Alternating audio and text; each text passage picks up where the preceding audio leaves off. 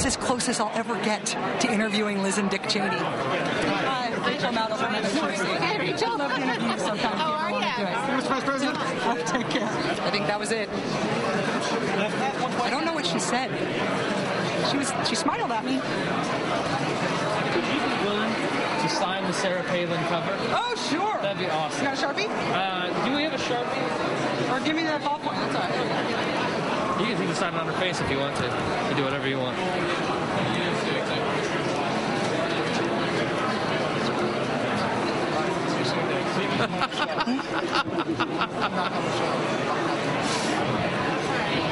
Awesome. Thank you very much. Sure, I hope she ever sees it and gets mad. You should probably keep this pen and use it on your set. I should keep it. Hey, thanks a lot. Hope you guys have a great conference. We've actually gotten a lot of requests for me? Yeah.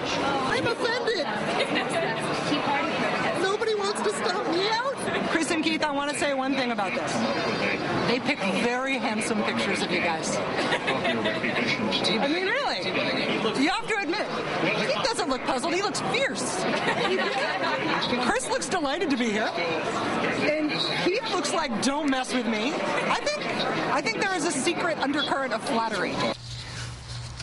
One of the great reasons to go to conferences, one of the only reasons to go to conferences is to mess around on a video camera and other people's booths, but also the swag, the free stuff that exhibitors give away. My haul from the Conservative Political Action Conference today included some tangible, interesting windows into the modern conservative movement. For example, I learned today that there are a lot of large pictures of Sarah Palin in the modern conservative movement. They were free. To be fair to the folks who gave these out, you actually had a choice. Giant 5 times larger than life Sarah Palin facial close-up or giant 5 times larger than life Ann Coulter facial close-up. I picked Palin, and I definitely saw Anna Marie Cox picking Ann Coulter. There were those wipe your feet on Keith Olbermann or Chris Matthews doormats, stomp out the liberal media. They did not have one for me, which I am trying not to take too personally. Though, as I mentioned, I do think that both Keith and Chris look super cute in the pictures they chose to use of them for these floor mats. Liz Cheney's group, Keep America Safe, was there. I just lurked for a long time around their booth thinking she'd stop by unofficially because they had this sign up that she was going to be appearing.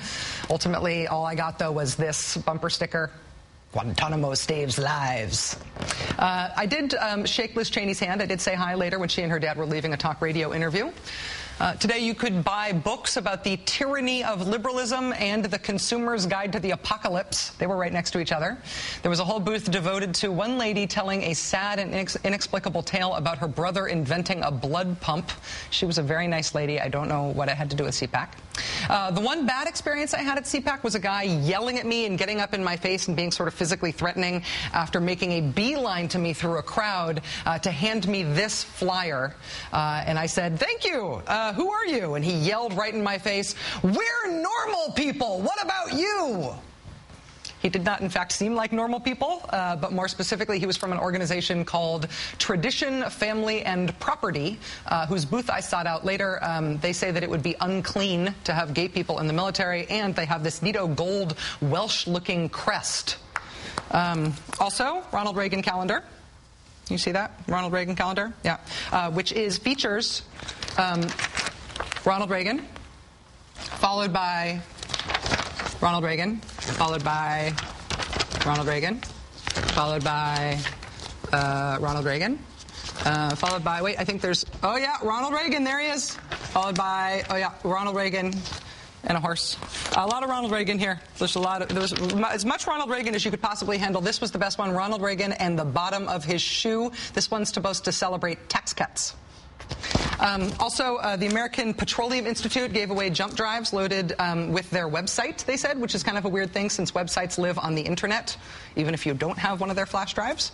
I commiserated with the American Petroleum Institute about how utterly more enormous their booth was in comparison to everybody else's booth. The API had such a huge booth, they had to put them way back in a corner. They said it would have been weird to have to shrink it down. That's just their standard booth. They also had personalized M&Ms. Oil. The more down-market Liberty Central also had food, but they just printed out these little cuffs that they wrapped around Hershey bars. There were lots of people giving away copies of the Constitution, but in a way, thing that sort of bothers me, they couldn't resist adding their own documents to the Constitution. So you can get the Constitution plus, say, the mission statement of the anti-ACLU American Civil Rights Union. Or you can get the Constitution plus the mission statement of the Young America's Foundation. Or you can get the Constitution with a foreword by Ron Paul. Much as I love Ron Paul, I don't think you get to write a foreword to the Constitution. The Ron Paul groups also were sponsored sort of an anti-Lincoln, Lincoln wasn't such a great guy speech. Also a real conservative shouldn't support the war on terror speech. The Oath Keepers is a group. They were mentioned in the New York Times this week. They're law enforcement people who pledge to disobey laws they don't like with their guns and stuff. The Oath Keepers, however, were AWOL. When I went by their booth today, they all just left went to go to lunch together and left their booth unmanned. AWOL, Oath Keepers. The Free State Project wants people to move to New Hampshire for the Second American Revolution. The magazine Human Events was selling the idea that Alan Grayson is the biggest jerk in Congress, which I bet made Alan Grayson's day, knowing Congressman Grayson just a tiny little bit. Some other newsletter was trying to sell the idea that Bush beats Obama. And no, that headline doesn't make more sense when you read the article. Trust me, I tried. Inside the Bush beats Obama newsletter, there's a nice sort of racist-ish cartoon of President Obama as a louche Tiger Woods character with 3 white girlfriends. President Obama is also denounced as arrogant because, you know. And then this is the thing that I bought today. I paid cash money for Let Freedom Rings Publishing, Grandma's Not Shovel Ready. Signs from 9/12 and the Tea Parties of 2009. I bought this $10, no tax, because there's so much complaining from the Tea Party and Fox News people that we're selective in the signage that we show from events like 9/12 and the Tea Parties. That really the signs are almost all totally normal and not creepy, and we in the liberal media single out the ones that make them look bad. Well, these are the pictures from the book. They published in their own Tea Party book about themselves. This is the stuff they're bragging on in terms of their movement. And I think that was sort of a theme for me today. Everybody was very nice to me except for the creepy, screaming guy from the anti-gay group who I thought was going to hit me. But CPAC relishes its role as a showcase for the conservative movement, and the conservative movement right now is really not afraid to let its freak flag fly, whether it represents a political calculation or not. They're happy to show off the we want another revolutionary war, we think the black president is arrogant, we think the apocalypse is nigh side of themselves. And as supposedly mainstream Republicans speak at events like this and compete for CPAC's affections, Democrats have a political opportunity here to make Republicans answer for what happens in this movement they've allied themselves with.